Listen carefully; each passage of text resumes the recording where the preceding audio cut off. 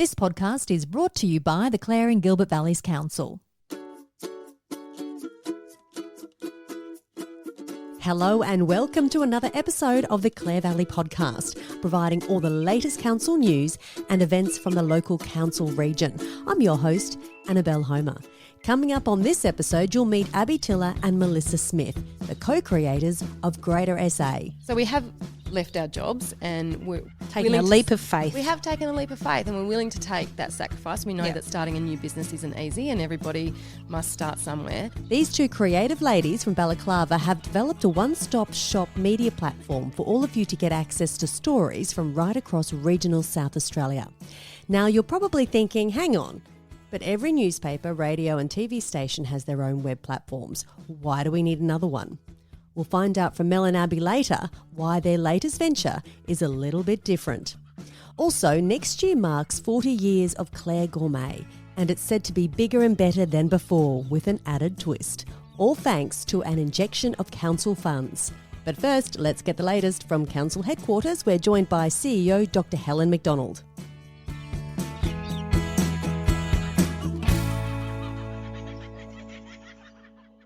It was a lengthy meeting with much discussion about the budget review. Council is required to undertake 3 budget reviews during the financial year. The first one was discussed at this month's meeting. So why is there a need to have a budget review in the first place? Dr. Helen Macdonald. So a budget is your best estimate plan about what's going to happen through the year, what the cost is going to be. And as we all know, there's been significant inflation rises in costs over the last 12 months. The budget that we developed at the beginning of this calendar year, it's difficult for it to be accurate. So that's one of the things is where there's significant changes in the cost of capital projects. It's important that we bring that to council's attention and enable them to make a decision whether or not they want all of those projects to continue on, even where there's a significant increase to the cost to councils. And sometimes also there are unexpected things that happen which will require capital expenditure, and so that also needs to be brought to the attention of council, and council needs to make that decision about whether or not those things are done and included in the budget. Is this unprecedented, what you're seeing? Oh, absolutely. This is the first budget review which has been included changes like across the board for capital projects because of increased costs since we have done the budget. It's almost monthly. We're getting compounding increases in costs. So, you think you've nailed it in October and then suddenly you find yourself talking to a contractor in November and costs has changed. The things that we all know, fuel costs, labour costs, costs of other inputs, they're the big ones. And there's enough money in the council's kitty to allow for those adjustments? Oh, yeah. I mean, capital projects are basically projects that are long life. If you don't have cash at hand, then you would be borrowing for those because you are expecting beneficiary of those projects to be future generations so they can be paid for in future years. Government finances are not the same as business finances. Things don't get written off through depreciation. Some things can be written off, but a lot of infrastructure it's never written off. They're depreciated over a period of time and then can be reappreciated. And we're probably getting into too much detail here. But anyway, if we don't have cash at hand, then it's about using borrowings. The important thing is to understand, do you have income that can cover those borrowings? But you not only have to balance what you're looking at in here and now, but those other significant capital projects that are coming in the pipeline and how that will impact your borrowings and your capacity to pay for them. So, for example, council has some significant stormwater infrastructure, particularly for Clare, that it has been under consideration for quite some time, but where we're looking at tens of millions of dollars, we have to be mindful that that's coming down the pipeline. So that's the purpose of having your long-term financial plan, where you can have those projects in the pipeline and you can make sure that you have the capacity to pay for them in the future. At this stage, council has made no decision about the review. Administration will provide an updated report to the councillors at the December meeting. There is a request by a private landholder to rezone land from rural to rural neighbourhood to allow for future subdivisions and residential development. Now, the land is 11.6 hectares fronting onto Horrocks Highway and onto the side of Eaton Road. It's located 3 k's from Clare Main Street and directly north of the caravan park. Now, the land is historically known to be used as cropping and grazing purposes, but it's not considered to be highly productive. So with that information on hand, what did council decide in regards to this rezoning? And does council have much of a say? No, council doesn't really have much of a say. So in light of the Stanley Flat Code amendment, so these are private code amendments, they're not driven by council or the state government, they're driven by property owners, which under the new planning code is perfectly legitimate thing that can happen. Generally, when there's a private code amendment, they don't have to have it, but they like to have the support of council before it goes to the Planning Commission for endorsement. If they didn't have it, there'd probably be some proviso that they need to go and speak with council and ensure that the proposal is supported by council. Quite interesting when really the minister's made it pretty clear, doesn't really care what council thinks about these things. The recommendation that was put to councils was a recommendation from myself, from administration, which was to note it and allow it to proceed. It was very purposely not making any comment about whether the size of the allotments was good, bad or indifferent. I had advised elected members that their input to the code amendment can happen during the consultation period, and so they could at that point say no, they didn't agree with the lot size, or if it goes ahead they wanted to see A, B, C and D. They would have time to provide considered input into the proposed code amendment. During that consultation period. Yeah, exactly. The Minister will provide his advice to the Planning Commission, but it's the Planning Commission that actually provides a decision. And if it does proceed, because there's a good chance that the Minister is saying, well, no, if he does what he did with Stanley Flat, he'll say, no, I won't approve that, but I'll approve something with blocks of 1,200 to 3,000 square metres. And at that point, then Council will provide its advice. If the development is contrary to its strategic plan, I would expect that councillors will have very strong views about what is proposed. From November 13th, the upstairs space in the Valleys, originally used by the Clare Sports Club, will be vacant. What's council doing with this space? Well, it's actually vacant now. So council is just going out to market to see if there's any interest in any businesses leasing that property, not necessarily to use it the same way it's been historically used as a function centre. If anybody wants offices, I tell you it's got the best view in all of Clare, especially now that the Oval is looking absolutely magnificent. We've got that magnificent new building. And can you tell me how much it is to lease that space? Oh, we don't know. That's what we're going to market for, is to gauge the level of interest, and because the Clare Sports Club didn't pay for it, like many community organisations that use council buildings, they don't pay, they get peppercorn leases. So you're open to another peppercorn lease? Council is open to anything that would come. So basically we're testing the market and testing for interest. If there's a proposal from a community group, then yeah. A total of 7 applications were received by the closing date of Thursday. This is for the Community Asset Grant. Funding requested ranged from $2,800 to $10,000. There was one application which was deemed ineligible because it wasn't accurately reported. Overall, a pretty good response to this round, and I understand there's some leftover funds. That's right. Community Asset Grant sort of has its ups and downs, so it can be incredibly popular one year and then you get years where there's less applications, and it's really got to do with the individual organisations and because they've got to have matching funds. So this year is one of the years where it's got less applications, so there's funds left over, and council decided that it would put that money up for community groups to apply for if they've got infrastructure programs, initiatives that they want to implement. That will be something that we'll probably do in the next calendar year. $14,000 is available in the next round. Congratulations to all the current recipients. Richardson Park to improve the car park, Stockport Community Association to upgrade the playground toilets, the Watervale Community Association for new furniture for the Vale, Manura Centenary Park to cement the floor for a new sports change room and wellness centre, Mintero Progress Association to improve the garden space, and the Riverton Community Management Committee to purchase a digital sign on the main street to promote local events. Rhynie Improvement Scheme has recently gone into hiatus, with the peak body funds now being administered and managed through the Riverton Community Management Committee. So what happened to the Rhynie Improvement Scheme?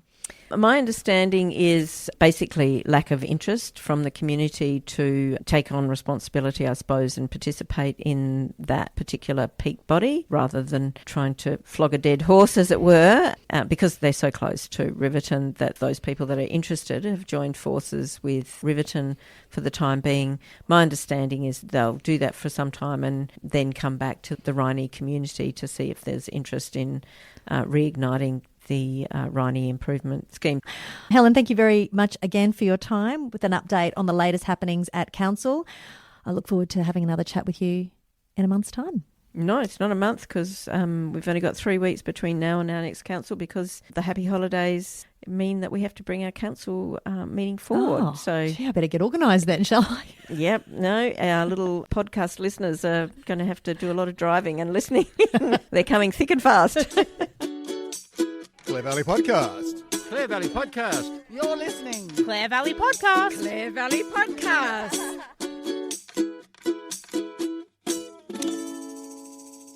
In last month's podcast, Dr. Helen Macdonald referred to the Hallmark funding to assist with the 40th anniversary celebrations of Gourmet Week.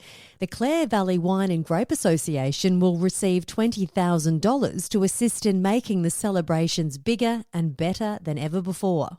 It's the first time an organisation from this council region has received this funding, as the applicant has to achieve certain economic impacts, including over 1,000 event attendees, over 800 bed nights, and a substantial national or international profile. Belinda Heinrich is the association's marketing and events coordinator, who is thrilled with the council's support. It's a huge deal. We are absolutely thrilled that the local council has decided to support us with the Hallmark funding, which to my knowledge has never been given to an event before.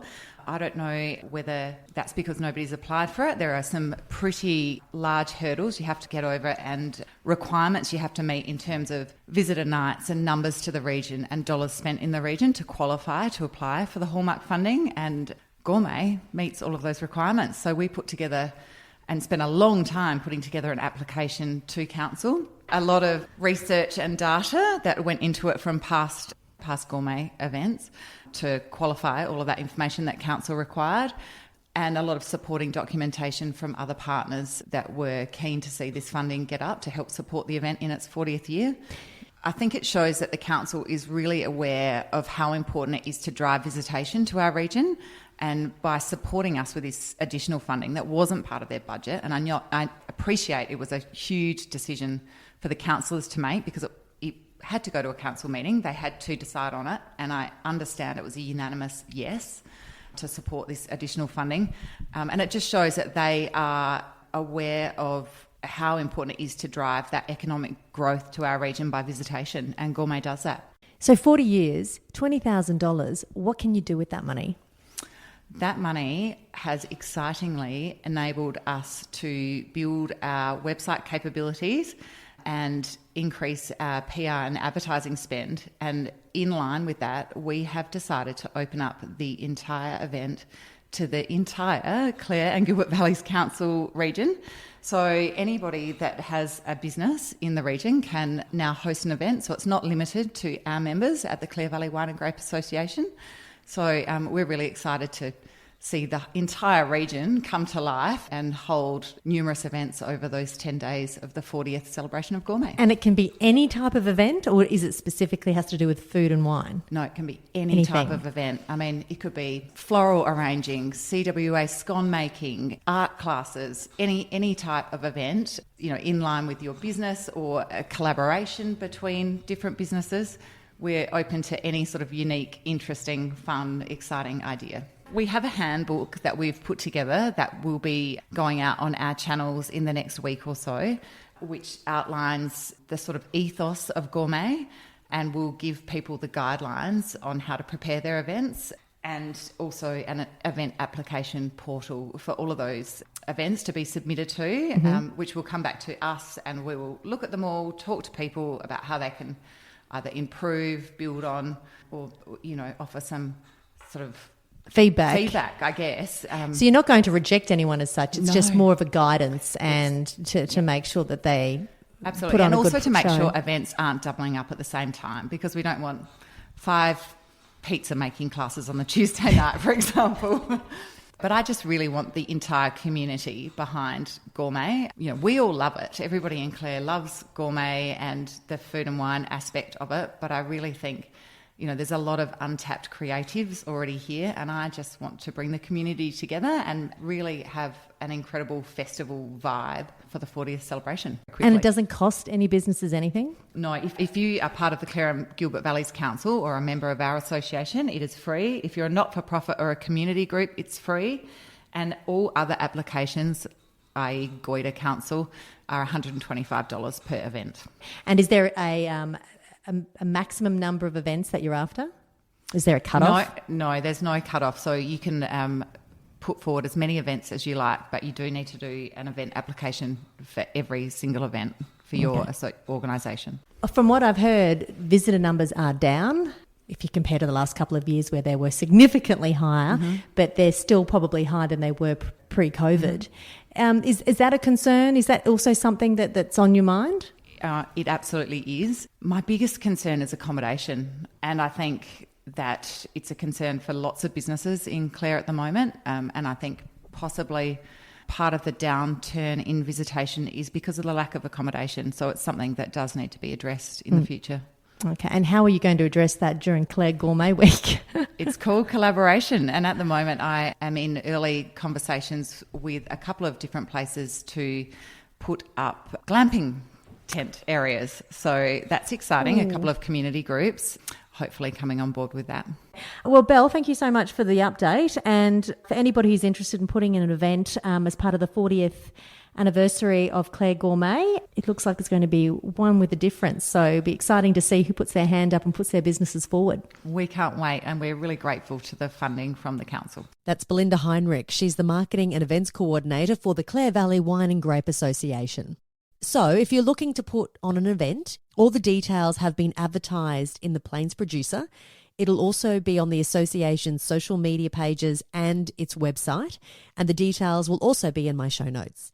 Applications need to be received by January 16th. The program launch will be March 19th. So people of the Clare and Gilbert Valleys region, put your best foot forward and be part of the 40th anniversary gourmet celebrations. Okay, speaking of businesses, let's talk about one that has recently been launched. Have you seen all the social media about Greater SA? It's a modern media platform that's been created by 2 local balaclava lasses to keep regional people connected to local news and regional stories that matter. With many regional local papers either closing or merging to make bigger regional publications, those local stories are harder to come by. But that's where Greater SA steps in. Abby Tiller and Melissa Smith are the co-creators of Greater SA, super passionate about regional content, regional communities, and covering those stories that don't see the light of day on mainstream media. It's only been 3 months since it was launched, so let's meet these ladies and find out more about Greater SA. Well, firstly, I just wanted to say thank you so much for being part of the Clare Valley podcast. Thanks for having us. Yeah, and we love the Clare Valley, and we are really happy. The Clare Valley certainly have supported us, and there's so much to do here. So what better way to start than with a podcast in the Clare Valley? Let's find out a little bit about you girls, because I've been listening to your podcast for a couple of years now, called The 40s Project. Yes. You're both from the Balaclava area. A little bit of background about you both, please. Abby, start with you. Oh, I am a country person through and through. I grew up at Lockhill on a family farm, went to school at Balaclava, studied in Adelaide for a short time, about a year, but Adelaide definitely not for me. I'd rather, poke myself in the eye with a fork. So I moved back to Balaclava. I had done a little bit of work in the early days at the Northern Argus here in Clare, and then I got a cadetship in journalism at the Plains Producer, where I worked until I had my children, and then something happened to my brain. So I did do a little bit of journalism work and opinion column for the Sunday Mail and the Stock Journal, and then farm life, kids and all of that stuff fried my brain until, the last few years when I've started to find my creative streak again. And you certainly have. Mel, what about you? I grew up in the country as well. I was born in the city, grew up in the country, formative years in the country, moved to the city, lived in the city for 10 years. Can't say I hate the city. Re-met my husband, who is a farmer, which drew me back to Balaclava, which I went to high school at Balaclava as well. I've got a background in disability work. I used to be a nurse, so very community services minded, but always had a bit of a creative streak and started a little blog. Took a couple of years off of work, had 3 children, helped my husband a little bit more on the farm with the book work and stuff like that. I'm not the tractor driver, I just do the book work, and started a blog because I got bored. Way too many committees to fill my time. And, I suppose that's where that little writing streak came out and really enjoyed it. So how did you guys meet then? Well, we'd always known each other because When we're you live in the ballet country, girls. you just There's have a circle, and sometimes it's a larger circle, and then, the circle sort of got smaller. It did, and it was over COVID. Our local football club decided not to run that year, and so our boys joined a different football club, and we found ourselves sitting in a car watching our boys play football because we couldn't do anything. It was actually quite nice. We could just sit in the car and watch the boys. And I don't know, I guess a friendship formed and we had a lot in common. We made each other laugh. And then one day Abby said, we should do a podcast. And I went, oh, yeah, sure. Next phone call, I'm in Adelaide. I'm buying a microphone. Okay. We call her the ideas girl. Yeah. And I'm the older one going, just let me think about it for a little while. And we call our microphone Phallic Phil. We do.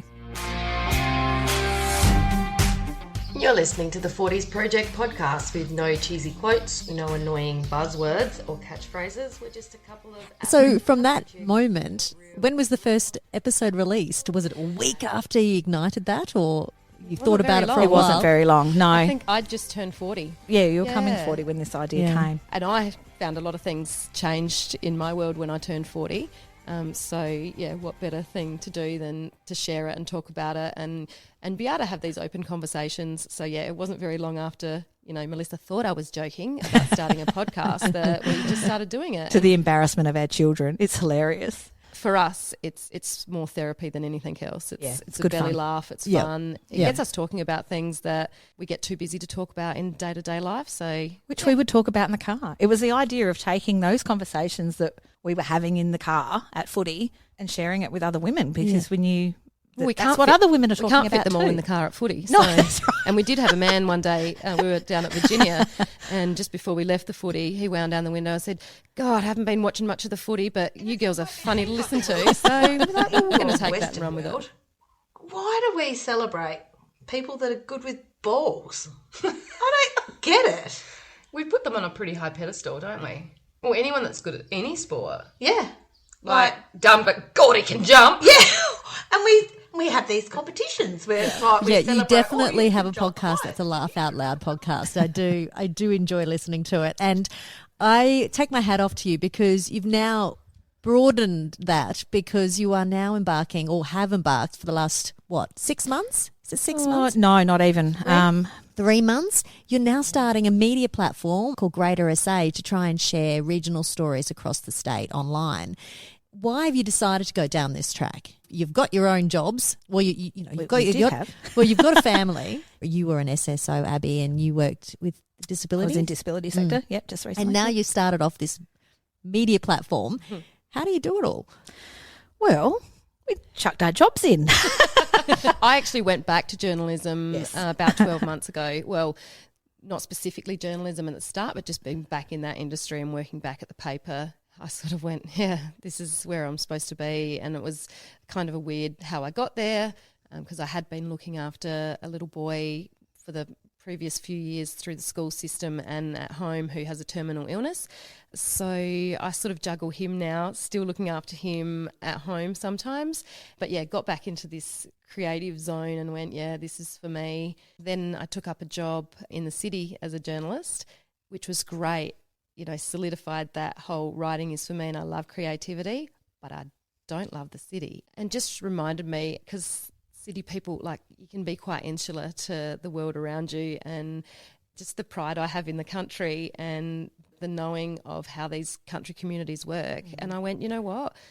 We have got so much in the country to celebrate and so many stories. I think because we're both quite community minded, we grew up watching our parents be very involved in community, and that idea of if you want stuff done in the country, communities have to get together and it changes what that community is, whereas you just don't get that in the city. I guess it's no secret regional papers are on the decline, so that local aspect is slowly being lost. Is that the other reason why you've gone down this track, apart from the fact that, you know, you don't want to work in the city, but is that the reason? Well, things are changing. Things are constantly changing, and we don't know what the future holds, but technology, the web, everything. I think we know as consumers ourselves. Yeah. I read And all my news online. Where we're getting our stuff But from. the papers are online. What different spin are you putting on it? So I guess the big thing is that we are connecting all the regions, because with your local newspaper, which there'll always be a place as long as, you know, they can keep that up for the local newspaper, but you know, we can advertise, we can tell our stories to the same people in our region. And having worked in regional newspapers, it can be like Groundhog Day, because the same stuff happens, the same events happen every year. It's like, oh, like just last week, oh, that lady's on the front of the paper. I've seen that story for the last 20 years. She's been doing that every year. But this is an opportunity that I really don't think is done before, of connecting other regional areas together, because we've also all got so much in common. Yeah, I find it fascinating. And I don't read as many of the human interest stories, and I know there's some like fascinating it's amazing out stories. there. The best stories are from the regions. Yeah, and I also know that how great is it for someone at Balaclava to read about something that a group's doing on the Eyre Peninsula and going, hey, we could do that here, or how cool's that, or next time we go through the Eyre Peninsula, I might stop in and visit that place. And you know, there's areas of SA that get missed out. Like I forget that Mount Gambier is part of South Australia too. And then there's KI. Like I feel like that's overseas because I don't know much about it apart from the, you know, the global tourism mecca. But, you know, they're community, country people just like us, and we should know our neighbours. There's a wealth of stories on your website already, and the journos are you and Mel. Yep. So what's the plan? Because you can't keep running global domination. No, I'm joking. But no, there are a lot of balls in the air. Yeah, which has been and we've been on an interesting learning curve. Yeah. But definitely as we grow, obviously the business will grow too, and And I'm very much one to go, I can do it, I'll be fine. Yes. So the question I really want to know is, how are you going to make this financially viable for you guys? You obviously want to get paid for this eventually. We can't be volunteers forever. No. And we did work out that launching this, everybody's got to start somewhere. So we have left our jobs and we're taking a leap of faith. We have taken a leap of faith, and we're willing to take that sacrifice. We know that starting a new business isn't easy, and everybody must start somewhere. So we've just gone about trying to get to every region in SA. It's been pretty events heavy early on because there's a lot of stuff that goes on in the regions. And most of them are volunteer run, stuff to showcase their region, and you know, and it's been fascinating for me. All of a sudden I want to go everywhere because I'm like, well, Barossa's just not that far away, and they're having this beautiful festival, and you know, the Riverland's got this Rose Festival, and like last weekend Goita was having their garden festival. So it's also overwhelming. It is very overwhelming. Yes. There is a lot of stuff, but we have gone about writing these stories as they come in, helping to showcase them, letting people know what's on, plus trying to throw a few human interest stories in there. You know, this has really been to show people what we're about, what we want to do, and we think that we can create a wonderful tool for regional SA to share their stories, and it can even become like a great tool for people wanting to visit regional SA. And we really think that if we just get certain businesses to pay for an article or put a gig guide up of what they've got, because there is a lot of events, like I said, then we can continue to write about the small people and those community run events and the volunteers and the services as well. We're onto something good. We see the value in it, and we just need, I suppose, that exposure. And we've had to put the runs on the board to get the articles out there and read, and for people to see what we can offer.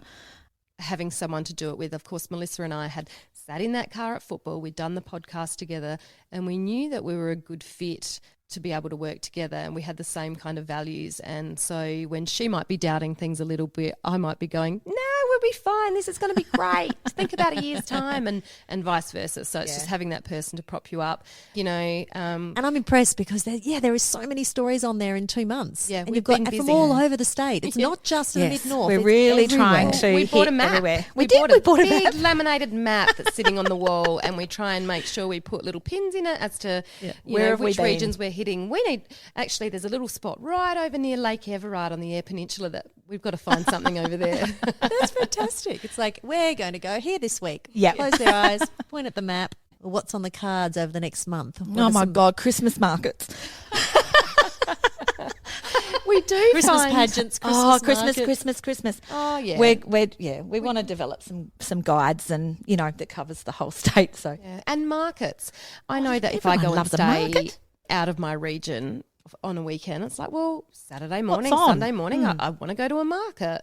And there's so many of them. And the internet is a fantastic place, but there's so much information. It's hard. Like, unless your algorithms are doing the things they're supposed to do, you can miss everything. And we're really hoping that this will be a space, and we link to other people. So this is a space where they can go, where's the market? Here. They're telling me it's here. I'm going to click on this, and it's going to lead to their page, and they're going to tell me all about the Barossa Farmers Market. So it's a one-stop shop. It is a one-stop shop. That's the idea. Yeah. Yeah. And we envisage that, down the track, once we get more content into the website for each region, we can have a QR code in some accommodation places or somewhere where people can go, hey, I can look what I can do this weekend in the Clare Valley. Because, there's some great things, but unless they're looking up Greg Cooley or Napstein wines specifically on their Facebook, they're not going to find out about it. It's fantastic, and you're filling a massive void that is developing in the state, in regional SA. So congratulations, and can't wait to see what happens in the next 12 months for you both. Thank you. Stay tuned.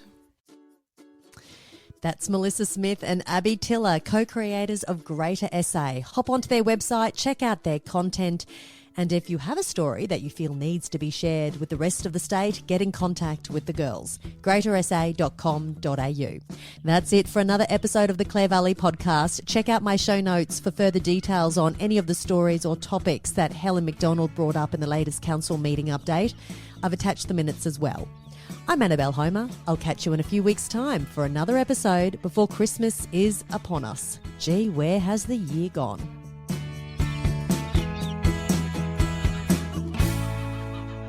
This podcast was brought to you by the Clare and Gilbert Valleys Council.